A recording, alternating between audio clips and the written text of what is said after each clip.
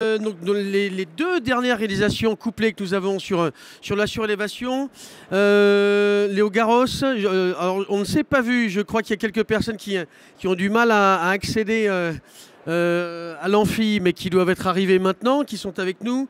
Léo Garros, Diane Steinberg, Béatrice Rodenstein et Selma Espinoza. Si vous pouvez nous rejoindre sur la scène pour faire la présentation. Est-ce que nous avons... Oui, pardon, je ne vous avais pas vu arriver. Allez-y, je vous en prie, installez-vous. Merci de nous avoir rejoints. Désolé de ne pas avoir pu se voir un petit peu avant pour la préparation, mais vous avez compris comment ça se passe. Le micro est devant vous. Voilà, merci, c'est vous qui commencez. Je vous fais le petit signe quand il faut passer le micro à la salle pour avoir quelques échanges, et puis on passera au second projet dans la suite. Donc on a 2 surélévations à voir maintenant, c'est ça? Exactement. Donc, je vous en prie. Bonjour à tous, Anne-Lise Rosier, responsable de programme chez CDC Habitat. Donc, on va vous présenter, donc je suis accompagnée de Monsieur Garros, Léo Garros, qui est l'architecte du projet de la résidence Catherine Leroy, qui est une résidence de 27 logements qui est située à Sannois, dans le Val d'Oise. C'est des logements sociaux. Donc, c'est un projet qui a été réalisé en maîtrise d'ouvrage directe par le GIE Grand Paris Habitat, donc qui est la structure de maîtrise d'ouvrage de CDC Habitat. Donc on se situe dans le Val d'Oise.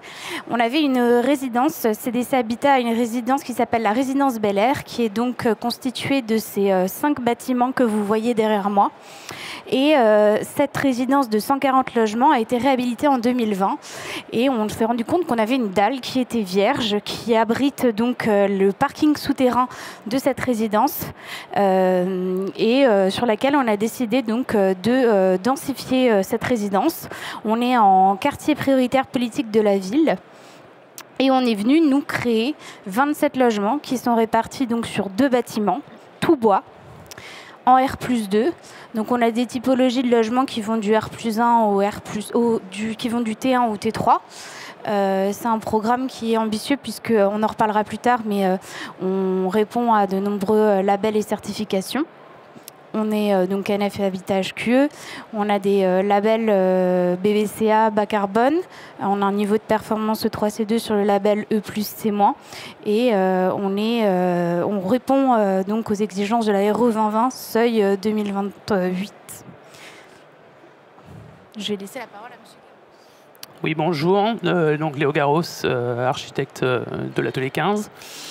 Une petite vue juste du site en fait avant les travaux. Du coup, pour comprendre un peu les enjeux, notamment du coup, le fait qu'on est en chantier dans un site occupé, avec des riverains tout autour, et ce qu'on ne comprend peut-être pas forcément sur la photo, donc on voit la dalle de parking. Ah oui, j'ai un pointeur. On voit la dalle de parking, et en face de cette dalle de parking, de l'autre côté de la rue, on a une école primaire, dont l'accès se fait sur cette même rue. Donc en fait, on a un contexte qui est un petit peu compliqué en termes de conduite de chantier pour conduire un chantier de construction. Donc en termes d'architecture, cette coupe elle est assez éloquente sur le parti pris qu'on a pris. Donc on est venu, en fait, on a cette dalle de parking que vous voyez en grisé bleu sur la partie du bas. C'est le socle du bâtiment, c'est ce qui nous sert d'assise. C'est un espace non qualifié et complètement sans usage dans son état existant. Le projet vient du coup recréer un certain caractère un peu urbain sur ces éléments-là, notamment en venant créer une cour intérieure. Donc on a 2 bâtiments, un bâtiment sur rue, un bâtiment sur cour, et on vient redonner un peu une échelle un peu humaine à ces espaces-là pour pouvoir justement recréer une dimension un peu habitable dans ce milieu. On crée aussi une façade sur rue, on crée un rez-de-chaussée. En fait, le bâtiment vient s'avancer sur la rue.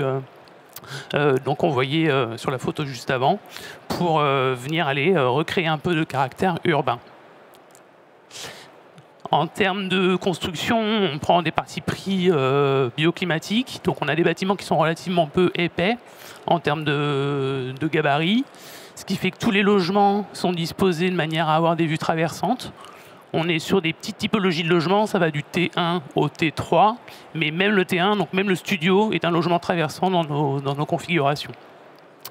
Et on a un système du coup de circulation extérieure avec des escaliers extérieurs, ce qui fait qu'effectivement on est dans un langage d'habitat intermédiaire. On rentre chez soi, même dans un bâtiment collectif, par l'extérieur.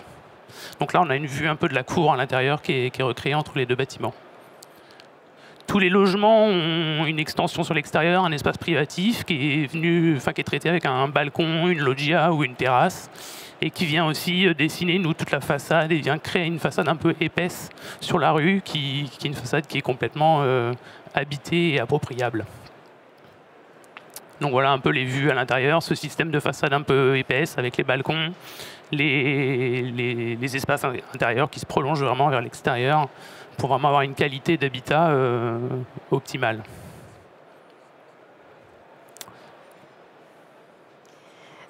Donc la problématique de la surélévation, c'est une problématique assez technique puisqu'on vient surélever une dalle de parking d'un parking souterrain qui est déjà existant. Et les ambitions environnementales que CDC Habitat avait déjà à l'époque nous ont amené du coup à choisir un montage en conception-réalisation qui nous a permis d'intégrer l'entreprise dès la phase de conception et du coup de participer à cette phase de conception. Donc le groupement qui a été retenu pour le projet, c'est un groupement constitué donc de la maîtrise d'œuvre de la SCOP Atelier 15. Comme entreprise mandataire du groupement, on a eu l'entreprise Construction Millet Bois, spécialisée dans le bois, CMB. Comme BET, on a eu E3F et Silva Conseil. L'entreprise qui était en charge des fondations du gros œuvre, c'était Active TP. On a eu 3 autres entreprises co-traitantes. C'est une opération qui a été lancée en août 2018, pour lequel on a attribué du coup le marché de conception-réalisation donc en mai 2019. On a obtenu notre permis de construire en septembre 2019 et en décembre 2019, on signe un premier OS Travaux. Malheureusement, le Covid passe par là et retarde le projet. On signe un second OS Travaux qui nous a permis qui a permis à l'entreprise mandataire d'inclure 3 nouvelles entreprises co-traitantes au groupement. Et des aléas de structure, donc une erreur de calcul au niveau de la reprise des charges de structure du parking souterrain donc existant nous a retardé et a nécessité donc des études supplémentaires. Et on a pu débuter les travaux donc en mai 2022 pour une réception en juillet dernier. Donc le 2 juillet dernier, on a livré l'opération. Donc 5 minutes, parfait. Du coup, donc une réponse en conception-réalisation, on s'associe, nous, avec l'entreprise CMB, donc une entreprise de construction bois. Nous, l'Atelier 15, on est déjà une société coopérative d'architectes qui sommes relativement aguerris à la construction bois, donc pour nous, c'est vraiment pas une nouveauté. Le choix du bois sur ce projet, il s'est porté à la fois donc, pour répondre à la question de la légèreté en fait, de la structure qu'on ramène sur ce parking. Le parking, il fallait maintenir son fonctionnement pendant toute la durée du chantier. Donc on ne pouvait pas vider le parking, on ne pouvait pas venir refaire de fondation à l'intérieur, refaire de structure à l'intérieur. Donc il fallait s'appuyer sur ce parking et être relativement léger. Il fallait aussi du coup avoir une solution qui soit préfabricable pour pouvoir mener le chantier dans le contexte occupé avec les riverains, l'école maternelle en face, les calendriers de livraison qui nous ont été donnés. Et puis répondre aussi à l'ambitieux programme de la CDC en termes environnementaux. C'est un projet qui s'inscrivait du coup dans le cadre de l'expérimentation E+, C-, qui a obtenu une labellisation E3C2.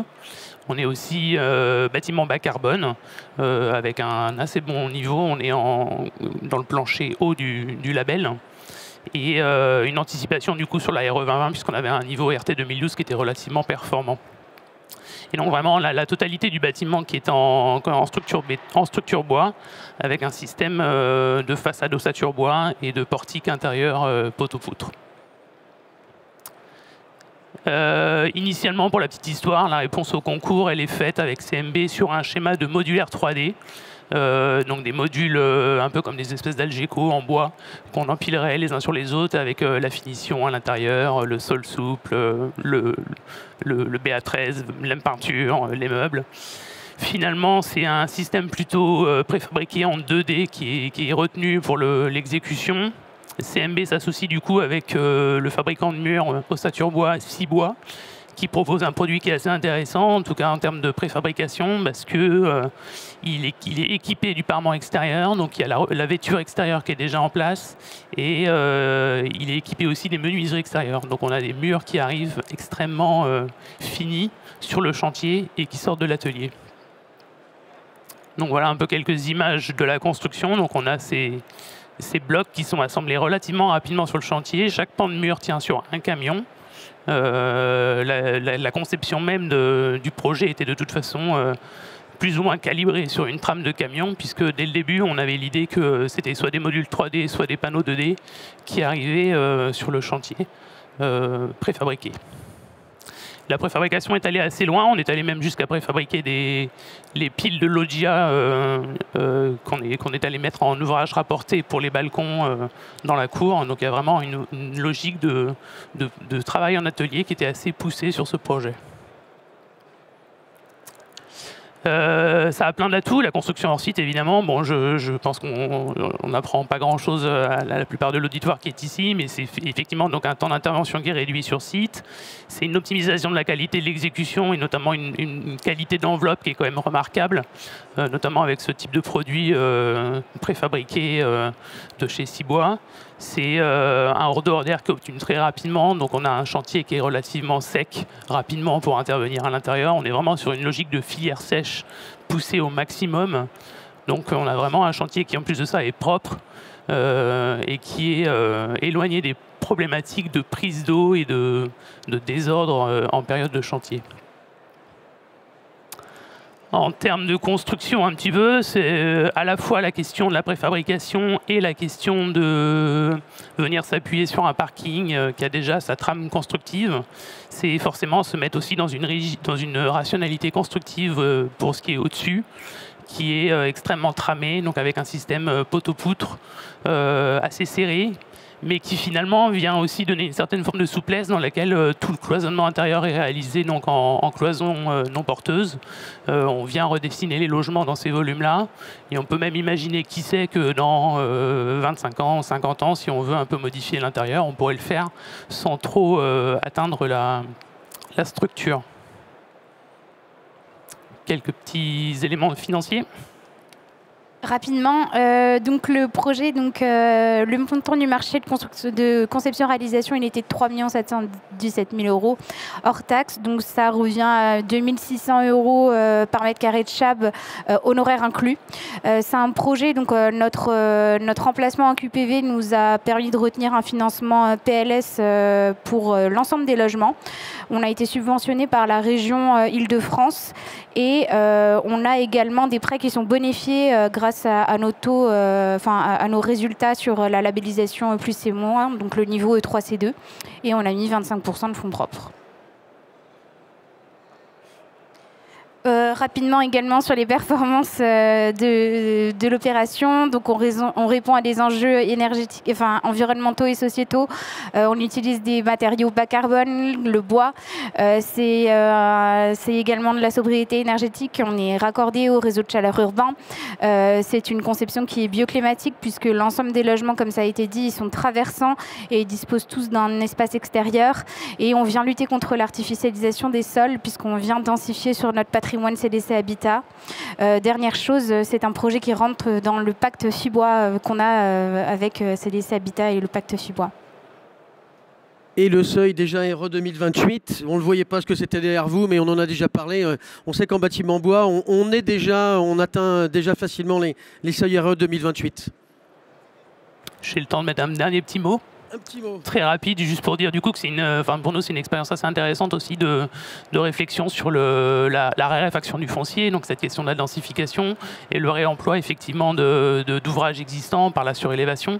Donc en secteur urbain dense, c'est quand même un enjeu qui est relativement intéressant pour finalement sortir des opérations avec des fourchettes de prix qui sont cohérentes et qui permettent de faire du logement social accessible. Voilà. Merci et bravo, on peut applaudir pour cette présentation rondement menée. Bravo. Allez, rapidement, une ou deux questions. Si vous avez tout de suite, on les prend. Est-ce qu'on a des mains qui se lèvent? C'est vrai que ça a été super complet, y compris sur les tarifs, enfin, les grilles tarifaires. Donc on a eu quelques questions comme ça avant. Je pense que vous avez bien rempli l'objectif. Bravo, bravo et merci. Allez, rapidement, allez, encore une main qui se lève là. Avec plaisir. Bonjour, Christophe Lemaire, Placo. Comment est-ce que vous comptez assurer la sécurité incendie, la continuité de la sécurité incendie dans la vie du bâtiment, compte tenu que c'est de l'habitation, du logement social, etc. Donc non-dégradation de la protection incendie qui a été mise en place dans cette construction. Le bâtiment, il est dimensionné et calculé pour sa stabilité au feu une demi-heure. On est en deuxième famille collectif. Voilà, c'est le dimensionnement de sa structure qui fait sa stabilité. Donc, a priori, si on ne vient pas leur rogner la structure, elle tient. Merci. Allez, une dernière question. Enfin, la deuxième, et ce sera la dernière. Elle est ici, au deuxième rang, s'il vous plaît.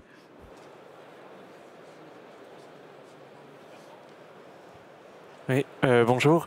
C'était juste pour savoir le nombre d'étages que vous mettez sur la dalle existante. Au départ, c'est le bureau d'études qui vous dit que vous avez le droit à tant de charges, donc tant d'étages, ou ça a été demandé par le maître d'ouvrage au démarrage? Non, tout au début, en réalité, il y avait une faisabilité avec un bâtiment 5 étages sur rue. Et on trouvait ça un peu audacieux au vu des capacités portantes du parking. Donc on est venu nous modérer un peu la charge en répartissant 3 niveaux sur 2 plots. Et il s'avère que c'est tout juste ce que le parking peut porter. Merci et encore bravo pour cette présentation.